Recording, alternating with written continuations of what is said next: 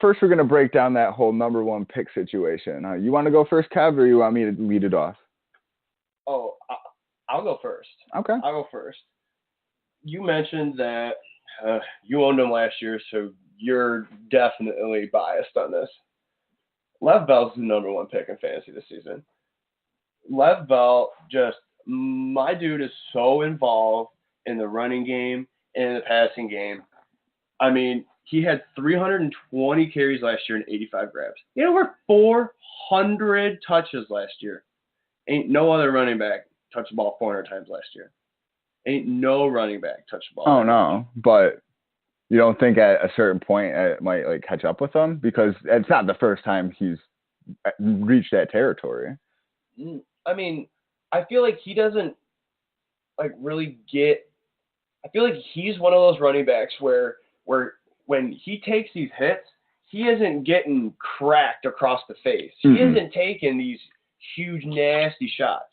He goes out of bounds. He's elusive, and he can kind of get hit without really getting tackled, kind of thing. So yeah, all this workload is kind of alarming, but he's been able to handle it. So I might just be 1 year too late or something, but I don't know. My dude just gets the ball too much. And in terms of if you touch the ball more, you just have more opportunity to do fantasy stuff. Oh, yeah. And to get yards. Especially, like we said, in a PPR league. A PPR league, yeah. He gets 85 points on grabs. There's some running backs that aren't much further down than him that get 20, 30. Oh, a lot of running backs don't get 80 targets. No. Let alone 80 grabs. Exactly. And last year, he only, I don't want to say only, but he only had 11 touchdowns. I feel like if he scores 2 or 3 more touchdowns and even gives up a little bit on his volume, he's still going to score over 340, 350 fantasy points. And looking at last year, there was only one running back that scored over 345 fantasy points last season. So I just feel like he's the safest pick, and he also offers maximum upside, just like everyone else. And on a week-to-week basis with these catches and the opportunity to just be so involved in the offense, it's a no-brainer for me. Oh, yeah, dude. Because, everything you said about Le'Veon Bell being involved and he's a workhorse. He's the workhorse of workhorses. When I'm looking at a first overall pick, it's not always a blessing to be caught in that situation, especially when we're long past the years. I mean, when there was the LT and the AP where it's well, if you get the number one pick, you have LaDainian Tomlinson, you have Adrian Peterson. Congratulations. It really isn't like that anymore. It's not necessarily finding the best player. It's finding the player that will disappoint you the least. Yeah. And I think there's more room for Bell to disappoint than Todd Gurley, only because, yes, he sat out of training camp last year, and it didn't seem to affect him. But he's doing it again this year.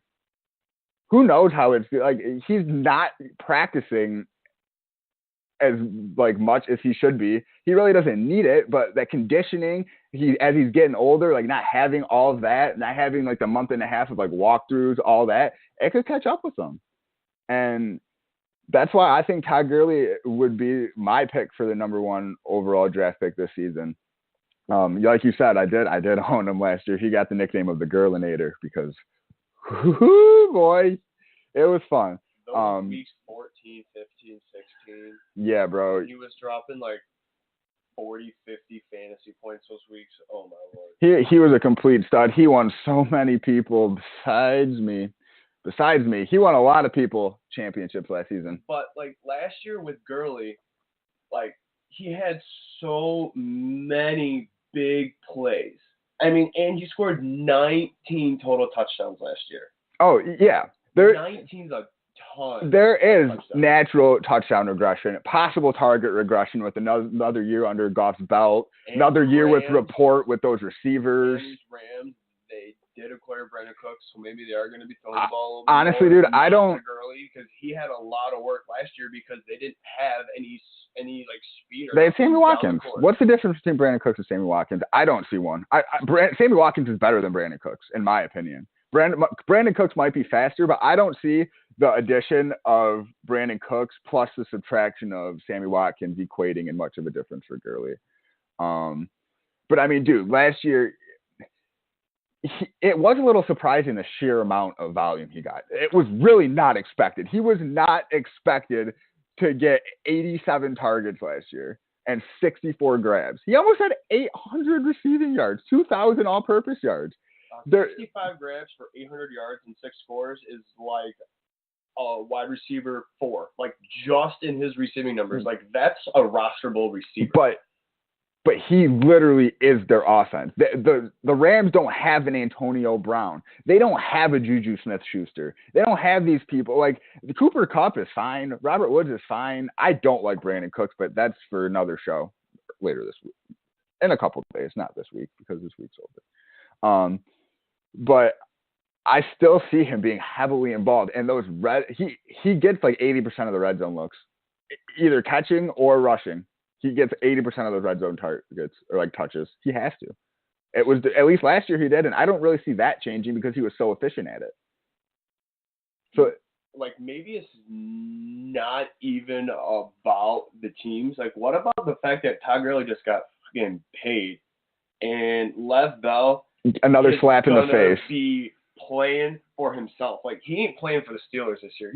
He's playing and betting on himself because he wants out of Pittsburgh and he wants to be treated and taken care of like the top running back in the league because he has been for a couple seasons now, at least one of the top 2-3.